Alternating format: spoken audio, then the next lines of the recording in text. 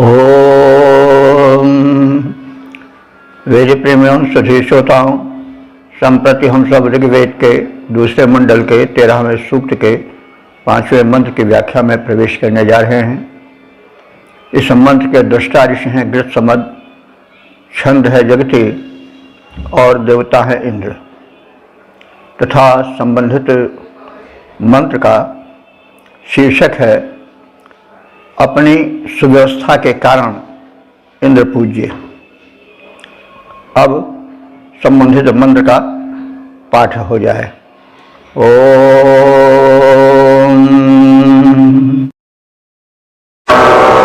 अधाकृणाः पृथिवीं सन्दृशे दिवे जोधौ तेनामहि हन्नारिणः पथः कन्वास्तमे विरुदभिर्नवादिनं देवं देवा अजनन्सा स्युक्थ्याः। इस पश्चिमी मंत्र में इंद्र की व्यवस्थित सृष्टि के निर्माण में चमत्कारिक कृत्य में जो एक आकर्षण है, उस आकर्षण से वशीभूत ऋषि बताता है कि इंद्र पूज्य है। वह अपने चमत्कारिक सृष्टि की व्यवस्था के लिए अकारण वह पूज्य नहीं है। तो इसी तथ्य को प्रदर्शित किया गया है इस मंत्र में। अब हम शब्दार्थ आदि की ओर प्रस्थान करें। अहिहन, हे इंद्र, तुम अहि नाम के असुर के मारने वाले हो।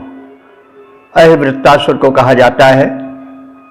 यह वृक्ष अवरोधक एक आसुरी तत्व है अथवा असुर है।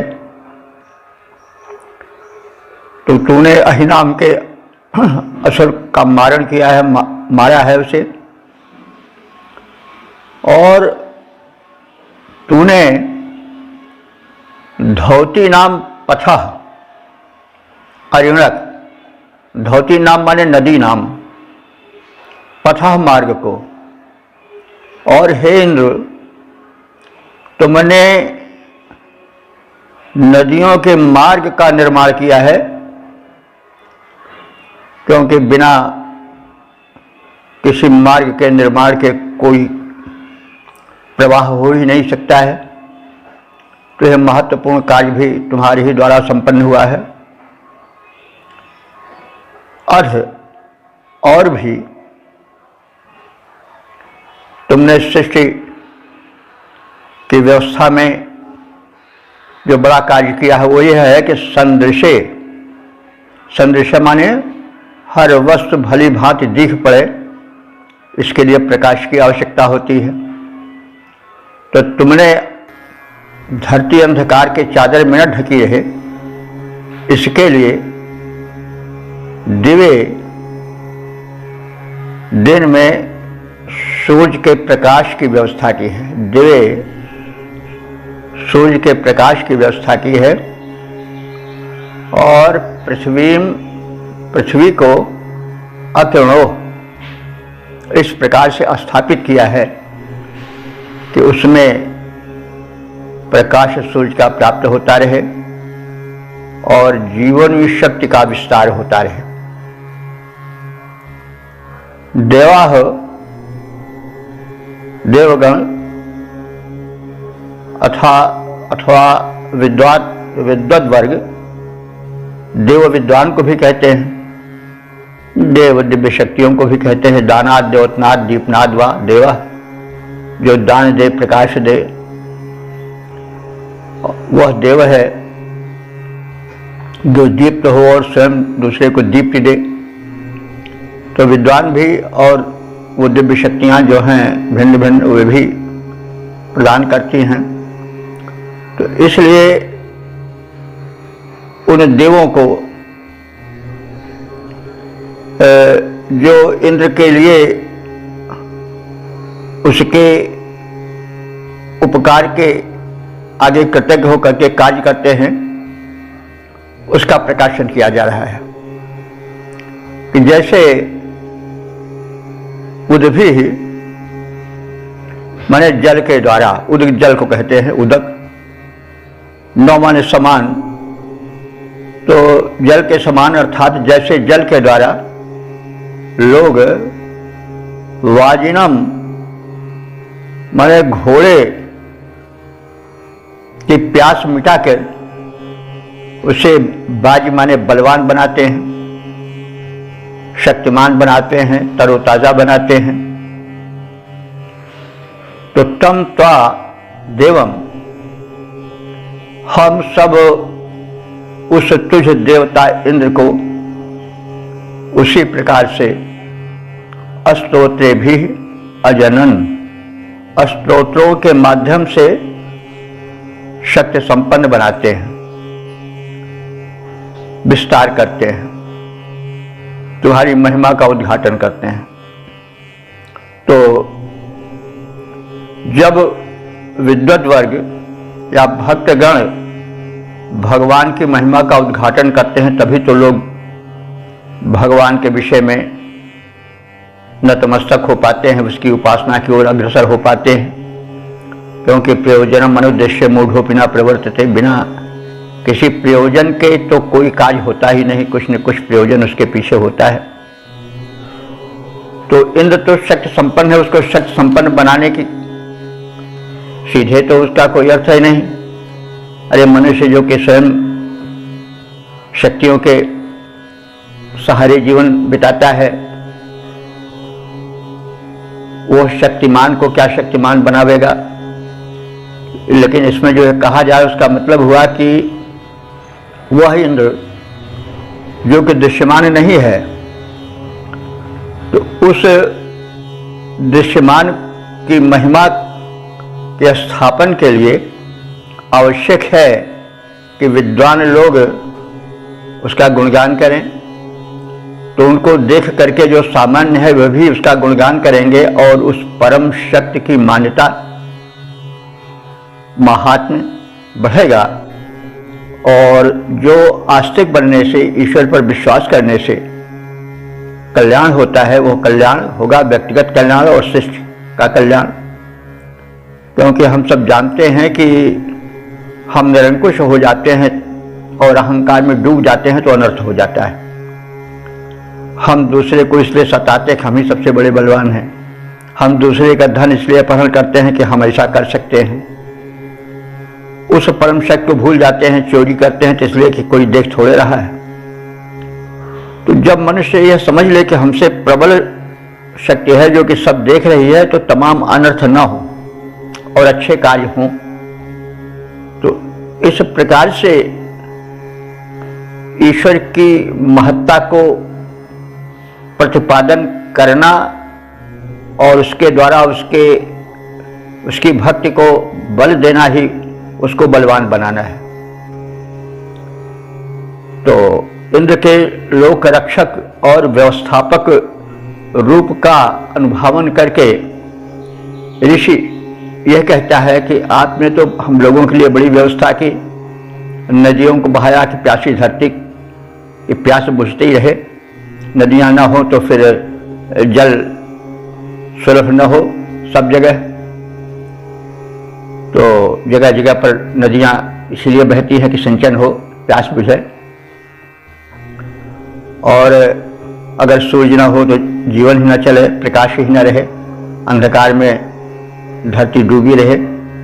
तो ये सब इंद्र के लोकोपकारी कार्य हैं। तो इसके प्रति कृतज्ञ ऋषि यह कहता है कि आपने तो इतना किया, तो हम आपके लिए, आपकी महिमा को बढ़ाने के लिए अपने स्तोत्रों का, स्तुतियों का प्रयोग कर रहे हैं। और वो आपके महात्म्य के वर्धन में, संवर्धन में वैसे ही सहायक होती है जैसे कि घोड़े को जल आदि दे करके उसके थकान को, उसके प्यास को मिटाने पर उसे वेगवान, बलवान, तरोताज़ा बनाया जाता है। वैसे ही हम आपके महिमा उद्घाटन करके, आप का प्रचार प्रसार करके आपकी शक्ति से लाभान्वित करेंगे इस जीव जगत को। तो हे अहि नामक असुर के नाशक इंद्रदेव, तुमने नदियों का पथ निर्धारण कर उसे प्रशस्त किया। तुमने सूर्य के प्रकाश से अंधकार में डूबी धरती को उस अंधकार के प्रहार से बचाया। और अब हमारा कर्तव्य है, जिसको हम इस प्रकार से निर्वाह कर रहे हैं कि जैसे जल के प्रयोग से प्यासे अश्व को तृप्त कर उसे गतिशील बनाया जाता है, वेगवान बनाया जाता है, वैसे ही हम सब आराधक स्तुतियों के माध्यम से तुम्हें प्रेरित करते हैं और तुम्हारी शक्ति का उद्यापन करके, तुम्हारी शक्ति को प्रकट करके तुम्हें अधिक बलवान बनाते हैं, यानी तुम्हारे बल का परिचय देकर के तुम्हारी भक्त का प्रचार प्रसार करते हैं। इसके पद रूपांतरण को देख लें। वृत्रार इंद्र, तुम नदियों के पथ को प्रशस्त करने वाले। वृत्रार इंद्र, तुम नदियों के पथ को प्रशस्त करने वाले, रवि के प्रकाश में भू सुस्थिर कर अंधकार हरने वाले, जल से सुतृप्त कर लोग अश्व का वेग बढ़ाते हैं, जैसे अस्तुत्य, तुम्हारी अस्तुत्य से हम तुम्हें बढ़ाते हैं वैसे। ओम वेद प्रेमियों, सुधी श्रोताओं, संप्रति हम सब ऋग्वेद के दूसरे मंडल के 13वें सूक्त के 6ठे मंत्र की व्याख्या में प्रवेश करने जा रहे हैं। मंत्र दृष्टा ऋषि हैं गृत्समद, छंद है जगति और देवता है इंद्र, तथा संबंधित मंत्र का प्रतिपाद्य है लोक कल्याण करने के कारण इंद्र पूज्य। अब संबंधित मंत्र का प्रथम पाठ हो जाए। ओम यो भोजनं च दजसे च वर्धनमार्द्रादाशुष्कं मधुमद्दुदोहिता सशेवधिन्निदधिषे बिभस्वति विश्वस्यैक ईशिषे सा सुख्याः। इस 6ठे मंत्र में इंद्र की उपासना और स्तुति क्यों की जाए, इसका समाधान किया गया है और बताया गया है कि उस परम सृष्टा इंद्र ने प्राणियों के विकास के हेतु उनके भोजनादि की व्यवस्था की है और इतने बड़े ब्रह्मांड का, सृष्टि का वो अकेले ही संचालक है। उसमें अपार शक्ति है, उसकी दान व्यवस्था बड़ी व्यापक है। इसलिए कृतज्ञता रूप में, प्रत्युपकार रूप में उस इंद्र की उपासना मानव का परम कर्तव्य है। शब्दार्थ के माध्यम से इस भाव को गहराई से विचारें और जीवन में उतारने की चेष्टा करें। तो यह भोजनम, जो इंद्र प्राणियों के लिए भोजन प्रदान करता है, भुज्यते इति भोजनम, आहार, तो हे इंद्र, तुम वो हो जो प्राणियों को भोजन प्रदान करते हो। वर्धनम च, और विकास के लिए दया से माने दया करते हो, और विकास किस प्रकार से होगा, कैसे होगा, उस भूमिका को तैयार करते हो। उदाहरण दिया जा रहा है आर्द्रात वृक्षात। वृक्ष जो कि आर्द्र हैं, सूखे नहीं हैं, अथवा जो आर्द्र हैं, दयालु हैं, ऐसे वृक्ष तो दयालु ही हैं, क्योंकि वे अपना फल अपने आप नहीं खाते हैं, पका करके टपका देते हैं। भूखे प्राणी उसका आहार करके जीवन रक्षण कर सके। तो वृक्ष तो आर्द्र ही है। मनुष्य ही स्थान स्थान पर स्वार्थवश मेरा तेरा करता रहता है, और वृक्ष जो आर्द्र है माने जो जिनमें जल है, तो जल ही से तो रस होता है, तो सूखे नहीं है जो आर्द्र वृक्ष हैं, यानी फलदार वृक्ष हैं, अथवा जो दयालु हैं, दयार्द्र हैं, उन वृक्षों से में तुम फल लटकाते हो। तो कैसे फल? शुष्कम, जो कि शुष्क रहता है, यानी ऊपर से कोई वो दलदल नहीं दिखाई पड़ता, सूखा दिखाई पड़ता है। वृक्ष आर्द्र होता है, उसका फल शुष्क होता है। शुष्क माने सूखा, सूखा माने उसके मीठे, उसके भीतर तो मधुरता रहती है, इसीलिए आगे कहा गया कि मधुमत, मधुर फल को देने की तुम व्यवस्था करते हो वृक्षों के माध्यम से। आ दुद्रोही, और इस प्रकार से तुम इस धरती से भोजन का दोहन करते हो प्राणियों के तृप्ति हेतु।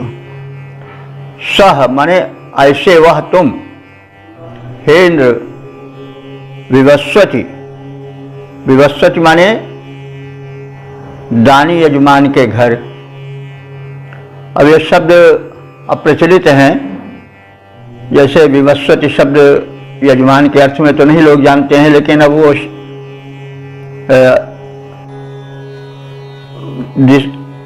विवस्वती जिस घर में यजमान रहता है, उसमें तुम क्या करते हो? शेवध निदधिषे, शेवध कहते हैं धन को। अब ये शब्द भी अप्रचलित हैं, शेवध ही वैदिक संस्कृत में ही है, लौकिक संस्कृत में संभवतः धन के लिए शेवध का प्रयोग शायद ही हो। तो शेवध ही निदधिषे, तुम धन स्थापित करते हो। कहाँ? विवस्वती, दानी यजमान के घर में। एकः विश्वस्य ईशिषे, और हे इंद्र, तुम अकेले ही विश्व माने संपूर्ण सृष्टि का, ईशिषे माने स्वामित्व, स्वामित्व करते हो। तो ईश शब्द है नहीं, ईश माने स्वामी होता है, तो उसी से ईशिषे बना है। इसको नाम धातु कहते हैं। जब संज्ञा से क्रिया बना दी जाती है, धातु का रूप निर्मित हो जाता है, तो नाम धातु होती है। तो ईश शब्द है, नाम है, और इससे बन गया है ईशिषे। जैसे नाम से नामित, वैसे ईश से ईशत्व या ईशिषे, ईश्वरत्व करना, स्वामित्व करना। तो तुम इतने समर्थ हो कि एकः विश्वस्य ईशिषे, अकेले ही संपूर्ण संसार सृष्टि में स्वामित्व स्थापित किए रहते हो। तुम्हारा अकेला अनुशासन चलता है। तो जिसने अकेले आप ही संसार त्रिगुणात्मक रचा, जो दुर्जनों को मार करके संत को लेते बचा, उसको प्रणाम निशंक करता, मुझ मन से सिर लचा। तो हे भगवान, तुम एकह विश्वसी, इससे अकेले होकर ही संपूर्ण संसार का, सृष्टि का स्वामित्व करते हो। यह बड़ा भारी गुण है और स्वामित्व है और सृष्टि शक्ति है। अपने छोटे से परिवार का तो मनुष्य ठीक से संचालन कर ही नहीं पाता, स्वामित्व कर ही नहीं पाता। लोग अपने अपने रास्ते से भागते हैं, लेकिन इतने बड़े विरोधों से, विरोधाभासों से फिर भी सृष्टि को संतुलित रखता है, स्वामित्व करता है, तो वो कितना महान है। तो उसकी महत्ता के आगे सिर अपने आप ही झुक जाता है। तो इस प्रकार से ऋषि प्रतिपादित करता है कि अस्तुत्य, ऐसे हे इंद्र तुम उक्षः, उक्ष माने अस्तुत्य हो, तो ऐसे इंद्र तुम अस्तुत्य हो, अस्तुत्य के योग्य हो। तो हे इंद्रदेव, तुम समस्त प्राणियों को भोजन और प्रगति के, वृद्धि के साधन प्रदान करते हो। गीले वृक्षादिकों से मधुर सूखे फल उत्पन्न करते हो। यजमान के घर में वैभव प्रदान करते हो। तुम अकेले ही समस्त सृष्टि विस्तार का स्वामित्व करते हो, संचालन करते हो, नियमन करते हो। अतः हे इंद्र, तुम अस्तुत्य हो, अस्तुत्य के योग्य हो, नमन करने के योग्य हो। हम तुम्हें नमन करते हैं, तुम्हारी शक्ति का अनुभवन करते हैं। पद्य रूपांतरण देखें। सबको भोजन और वृद्धि के साधन देते आए, हे इंद्र, सबको भोजन और वृद्धि के साधन देते आए। गीले वृक्षों में सूखे मीठे फल हो लटकाए। उपासकों के घर को हे संपन्न, उपासकों के घर को तुम संपन्न बनाते आए। करते हो स्वामित्व अकेले, अति अस्तुत्य सुहाय। ओम। वेद प्रेमियों, सुधी श्रोताओं, संप्रति हम सब ऋग्वेद के दूसरे मंडल के 13वें सूक्त के 7वें मंत्र की व्याख्या में प्रवेश करने जा रहे हैं। इस मंत्र के दृष्टा ऋषि हैं गृहस्थमद, छंद है जगति और देवता है इंद्र। विषय का प्रतिपाद्य है अपनी चमत्कारपूर्ण रचना धर्मिता के कारण इंद्र पूज्य हैं, अस्तुत्य हैं। अब संबंधित मंत्र का सर्वप्रथम पाठ हो जाए। ओम। यः पुष्पिणेश्च प्रस्वश्च धर्मणाधिदानेभ्या अपनेरधारजः यश्चासमा अजनादिद्यतो दिव उरुरोर्वां अभितस्यास्युक्ष्याः।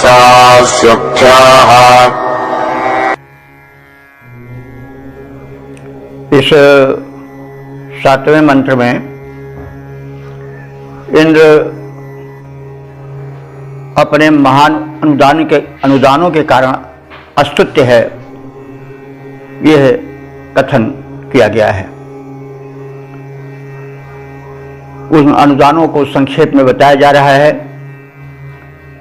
कि यह जिसने, यानी जिस इंद्र ने दाने अधि, दान कहते हैं खेत को, तो दियते अन्नादि का यत्र सा दाना। अब दान शब्द जो है वो क्षेत्र के लिए, खेत के लिए तो नहीं आता है, लेकिन प्रारंभ में जब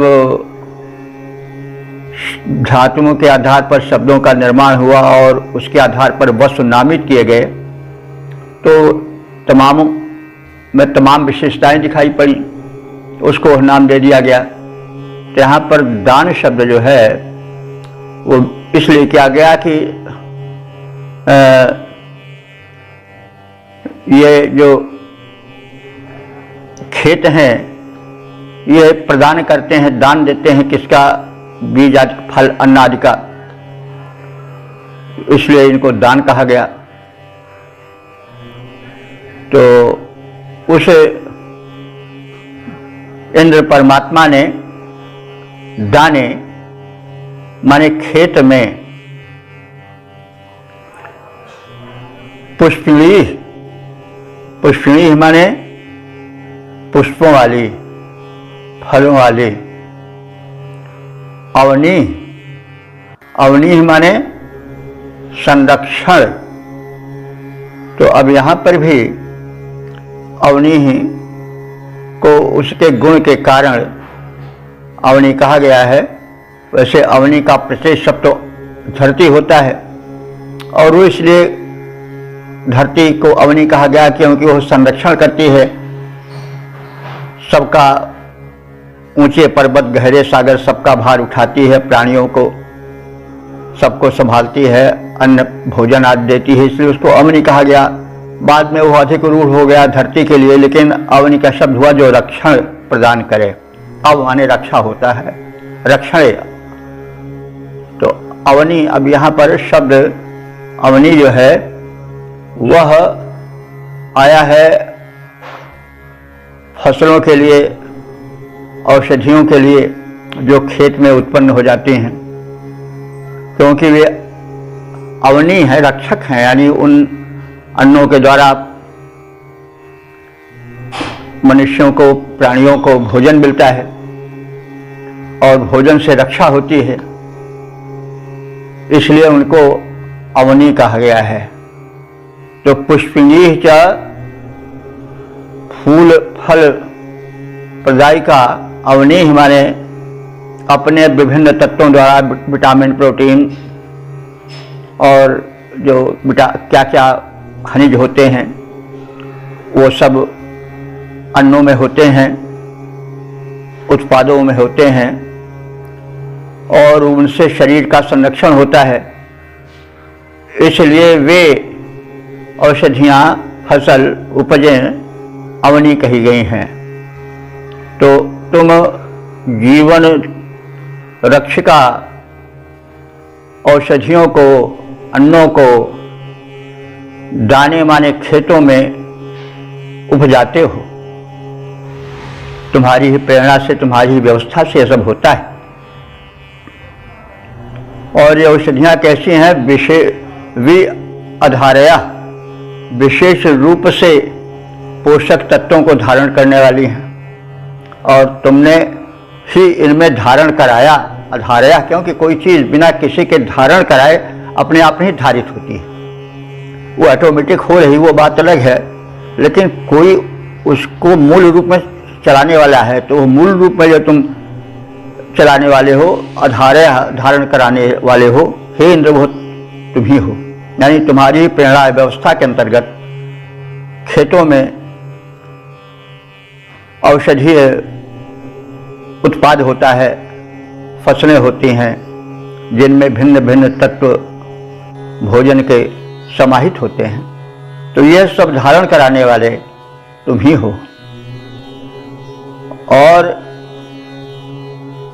जिसने यानी जिस तुमने असमाह, असमाह माने विषम, दिद्वितः माने किरणें, अजनः माने उत्पन्न की, तुमने ही सूर्य में विषम गुण वाली किरणों को उत्पन्न किया है। सूर्य में किरणें होती हैं और किरणों में परस्पर विरोधी गुण भी होते हैं। किरणों से जीवन मिलता है, किरणों से अमृत भी झरता है, किरणों से जो अंतरिक्षीय विष तत्व होता है वो भी आता है। विषम गुण, अमृत भी आता है और विष भी आता है, और वही तो वनस्पतियों में संचित होता है। कुछ वनस्पतियां ऐसी हैं कि अमृत की तरह, जैसे सोमलता है और भी हैं, वे जीवन देती हैं, और कुछ ऐसी औषधियां हैं जिनको कि खा लिया जाए, यानी वनस्पतियां ऐसी हैं जहरीली कि खा लिया जाए तो जीवनांत हो जाएगा। तो इस तरह से वो सब आत्मा गुण कहाँ से है? सूर्य की किरणों के द्वारा।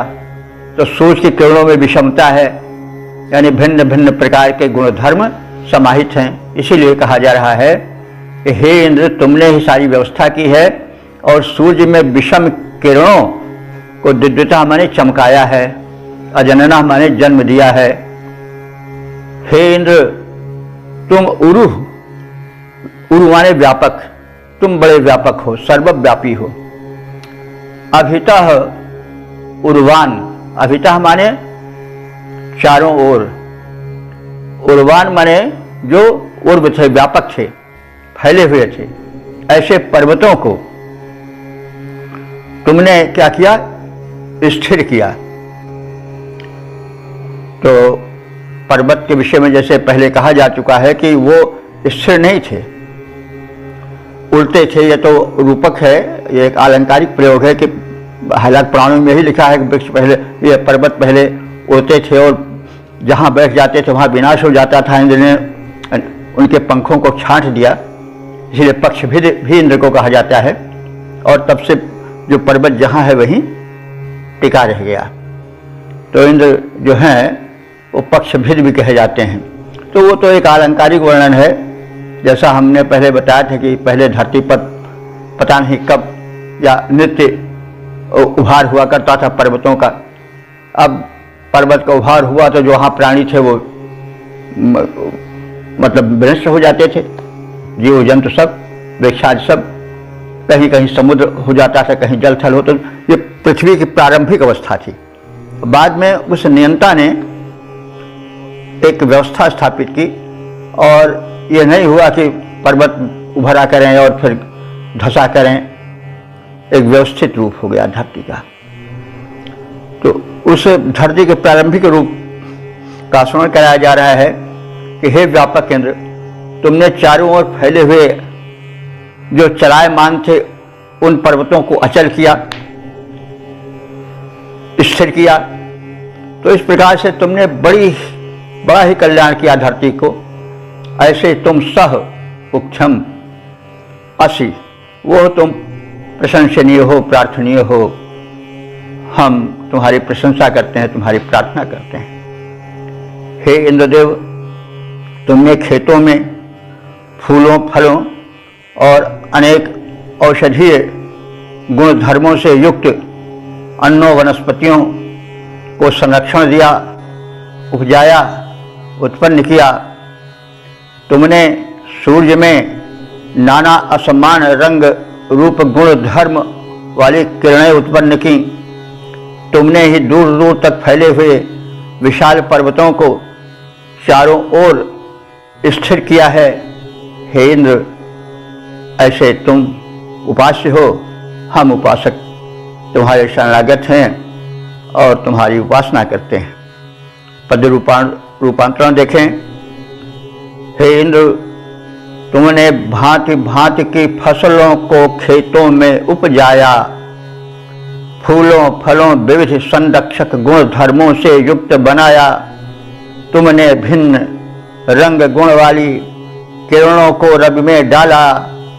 इंद्रदेव अस्तुत्य चतुर्द के स्थिर की पर्वतमाला। तो सूर्य की किरणों की व्यापकता और उनमें व्याप्त विषम गुण धर्मों के कारण ऋषि ने ऐसा कहा है। और ऋषि इस वैज्ञानिक तथ्य से परिचित थे कि सूर्य की किरणों में व्यापक शक्ति है, व्यापक गुणधर्म है। कुछ किरणें कल्याणकारिणी हैं, कुछ अकल्याणकारिणी हैं, कुछ अमृत रूपा हैं, कुछ विष रूपा भी हैं। तो इस वैज्ञानिकता से ऋषि परिचित थे, ये भी सूचना मिलती है। ओम वेद प्रेमियों, सुधीर श्रोताओं, संप्रति हम सब ऋग्वेद के दूसरे मंडल के 13वें सूक्त के 8वें मंत्र की व्याख्या में प्रवेश करने जा रहे हैं। इस मंत्र के दृष्टा ऋषि हैं गृत्समद, छंद है जगती और देवता है इंद्र। प्रतिपाद्य है दुष्ट दानवों का संहारक इंद्र पूज्य है। अब संबंधित मंत्र का सर्वप्रथम पाठ हो जाए। ओम योनार्मरं सह वसुं निहन्तवे वृक्षाय च दासवे एषाय चावहः ऊर्जयन्त्या अपरिविष्टमास्य मुदैवाद्य पुरवृत्सा श्रुत्याः। इस 8वें मंत्र में इंद्र को इस कारण अस्तुत्य कहा गया है कि वह शत्रुवध में तत्परता दिखाने वाला है। तो शब्दार्थ देखें, पूर्वकृत, पूर्व माने होता अनेक, कृत माने कार्यों का करने वाला। हे इंद्र तुम पूर्वकृत हो, असंख्य कर्मों का निर्वहन करने वाले, संपन्न करने वाले हो। और यह जिस तुमने नारमरम सहवसुम निहंतवे, नारमर एक असुर था, तो वो निर्मर का पुत्र था और उसका नाम सहवसु था। और नारमर कहा जाता था निर्मर अपने पिता के कारण। तो निर्मर का अर्थ होता है कि नरम मारयति नरमरा, जो मनुष्य को देखते ही मार डाले, ऐसा खतरनाक था। वो मनुष्य को देखते ही चीर फाड़ डालता था, इसलिए उसको लोग निर्मर कहना शुरू कर दिए। तो निर्मर जो मनुष्यों को देखते ही मार डालता था, ऐसे असुर को और उसके पुत्र नारमर को, निर्मरः तस्य अपत्यः नारमरः, ऐसे नारमर को जिसका कि नाम सहवसु था। सहवसु माने जिसके बड़ा धन हो, जो बड़े धन के साथ हो, तो नाम है, नाम पहले गुण के आधार पर रखा जाता था। तो सहवसु एक बड़ा धनी संपन्न दैत्य था और उसका बाप जो था आदमियों को देखते ही मार डालता था, इसलिए लोगों ने उसको निर्मर कहना शुरू कर दिया, जो नर को मार डाले देखते ही। और उसका पुत्र था नारमर और उसका नाम उसके पिता ने निर्मर ने रखा था सहवसु, क्योंकि उसके पास बड़ा धन हो गया था। तो तुमने निर्मर नाम के दैत्य के पुत्र सहवसु दैत्य को निहंतवे माने मार डालने के लिए क्या किया? दास वेशाय, उस दस्य के विनाश के लिए ऊर्जयंत्याह माने तेज ऊर्जस्वल धार वाले वज्र को अपरिविष्टम आस्यम, आस्य कहते हैं मुख को, उसके मुख की ओर मोड़ दिया। मतलब वज्र को उस नारमर सहवसु राक्षस के या दैत्य के वध के लिए अपने वज्र को उसके मुख की ओर मोड़ दिया, माने उसके मुख पर या सिर पर प्रहार करने को उद्यत हो गए, हे इंद्र तुम, और उसको मार डाले। ऊर्जयंता तेज धार वाले अपने वज्र को उसके मुख की ओर मोड़ दिया, अर्थात उसको मुख या सिर पर प्रहार करने को उद्यत हो गए। तो अपने चमचमाते मुख भाल वाले वज्र को उसके मुख की ओर कर दिया, उसके सिर पर प्रहार करने को उद्यत हो गए। और अवह, उस वज्र को फेंका, यानी वज्रपात किया उस पर। तो इस प्रकार से तुमने ऐसे भयंकर असुर का संहार किया। तो इस कारण से सह इंद्र उक्षः, सह वह, तुम इंद्र उक्षः असि, प्रशंसनीय हो, क्योंकि वे दैत्य जो कि मनुष्य के वश में नहीं थे। तो ऐसे मानवताद्रोही दस्युओं का, दुष्टों का, दानवों का तुमने संहार किया। उसमें से एक को बताया ऋषि ने, नारमर सहवस उसका नाम था। तो इस प्रचंड दानव के वध के कारण हे इंद्र, तुम उच्च हो, प्रशंसनीय हो, क्योंकि वो अन्य के वश की बात नहीं थी। तो हे बहुकर्मा इंद्र, तुमने दस्युओं के विनाश हेतु धन संपन्न नारमर के सहवश नामक असुर को तेज धार वाले अपने वज्र को उसके मुख की ओर चलाने के विचार से, उसे मारने के विचार से कर दिया और प्रहार करके उसको मार डाला। और तुमने उपासकों को अन्नादि प्राप्त कराया, खाद्यान्न, खाद्य सामग्री, पोषक अन्न आदि की व्यवस्था की है। अपने इन्हीं गुणों के कारण हे इंद्र, तुम अस्तुत्य हो, हम तुम्हारी स्तुति करते हैं, प्रशंसा करते हैं, प्रार्थना करते हैं। पद रूपांतरण देखें। तुमने दुष्ट दस्यु वध करने का संकल्प बनाया, तुमने दुष्ट दस्यु वध करने का संकल्प बनाया, चम चम करते तीक्ष्ण वज्र को अरि पर तुरंत चलाया। धन संपन्न नारमर खल को चटपट मार गिराया, धन संपन्न नारमर खल को चटपट मार गिराए। प्राप्त अन्न धन इंद्र प्रशंसित, परम सुयश हो पाए, परम सुयश हो पाए। तो इस प्रकार से हमने इस मंत्र को जाना। नारमर का बता दिया गया था पहले ही अर्थ। निर्धन मर धन अण प्रत्यय से शब्द निष्पन्न हुआ है। तो वह मनुष्यों को मारने वाला था, देखते ही मार डालता था। उसका नाम निर्मर था और उसके पुत्र को नारमर कहा गया आदि। ओम वेद प्रेमियों, सुधी श्रोताओं, संप्रति हम सब ऋग्वेद के दूसरे मंडल के 13वें सूक्त के 9वें मंत्र की व्याख्या में प्रवेश करने जा रहे हैं। इस मंत्र के दृष्टा ऋषि हैं गृत्समद, छंद है जगति और देवता हैं इंद्र, तथा संबंधित मंत्र का प्रतिपाद्य है उपासकों के रक्षण के कारण इंद्र पूज्य। अब संबंधित मंत्र का सर्वप्रथम पाठ हो जाए। ओम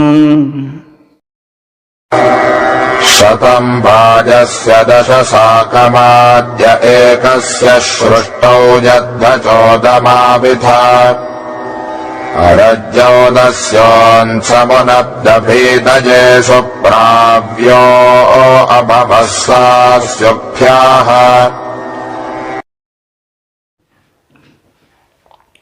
इस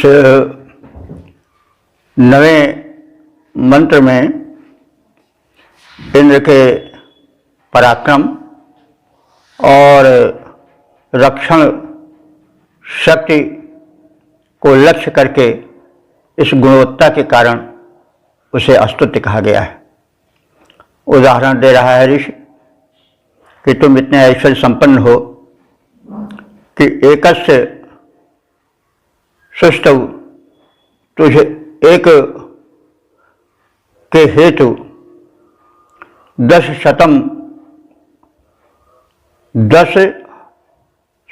यानी 1000 अश्व, साकम माने एक साथ ही तुम्हारे रथ को खींचते हैं। और यह तो तुम्हारा ऐश्वर्य हुआ, तुम्हारी महत्ता हुई। और तुमने रक्षण कार्य क्या किया कि दभीत नाम के एक ऋषि थे, उनको राक्षस बहुत तंग करते थे। तो उन दभीत ऋषि की रक्षा के लिए अरंजऊ, उनके शत्रु दानव को, अरज्जऊ माने बिना रस्सी में बांधे ही, दस्युन, उस दस्यु को, दुष्ट दानव को, सम उनप माने विनष्ट कर डाला। और सुप्रत्यह वे ऋषि तुम्हारे उत्तम मित्र बन गए। सह वह